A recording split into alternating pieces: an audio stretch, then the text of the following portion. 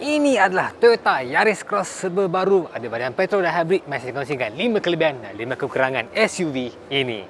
Kita mulakan dengan kelebihan. Nombor 1, penjimatan minyak yang betul ketara dalam dunia sebenar. Setup hybrid ini menggabungkan enjin 1.5 liter Atkinson Cycle dengan motor elektrik menghasilkan 111 PS. Toyota mendakwa 27.8 km per liter punya minyak, dan untuk driving campur bandar dan highway memang jelas jenis kereta yang jimat minyak. Tak perlu fikir sangat pasal petrol. Nombor 2, kereta harian yang sangat selesa. Jarak roda 2620mm dengan posisi pemanduan yang tinggi buat dia senang guna untuk hari-hari. Visibility bagus, tak stres dalam bandar. 210mm ground clearance pula memang membantu untuk speed bump, jalan tak rata dan situasi banjir ringan. Turning circle 5.2 meter juga buat dia mudah nak parking dan pusing dalam ruang yang sempit. Nombor 3, ruang boot yang praktikal.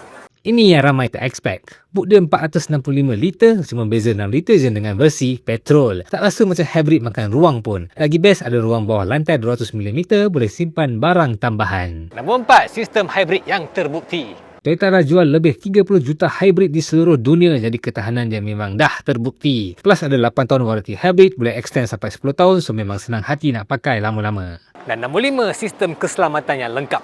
Ia datang dengan Toyota Safety Sense, ada Adaptive Cruise Control, Lane Assist, Auto High Beam, plus 6 airbag dan kamera parking assist untuk sekitar RM110,000. Memang rasa package safety dia cukup lengkap untuk kegunaan harian di Malaysia. Sekarang kekurangannya. Nombor 1, prestasi dia okey lah, tak adalah laju gila. Kuasa 111 PS ni okey untuk kegunaan harian, tapi bukan jenis laju atau rasa sedap tekan. Bila nak potong kat highway, dia boleh buat kerja, cuma jangan expect dia pecut laju. Dia lebih kepada steady. Nombor 2, CVT punya refinement kurang sikit bila laju.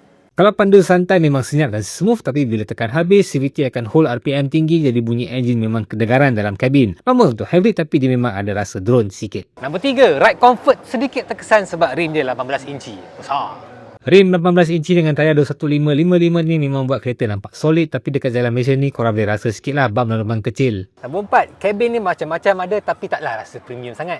Feature dia semua lengkap, ada infotainment 10.1 inci, digital meter, ambient lighting, pelarasan elektrik di bahagian pemandu, tapi material dia masih banyak plastik keras. Dia lebih kepada practicality daripada rasa premium. Dan nombor 5, pengalaman di tempat belakang ni rasa biasa je, tak adalah wow sangat. Ruang belakang dia okey untuk orang dewasa, tapi feature dia simple je, tak banyak extra comfort macam USB tambahan atau feature khas untuk penumpang belakang, jadi jangan expect banyak sangat lah. Macam geng, setuju ke tak setuju dengan poin saya? Ni baik beli ke? Ataupun boleh beli kita lain? Tinggalkan komen anda dekat bawah.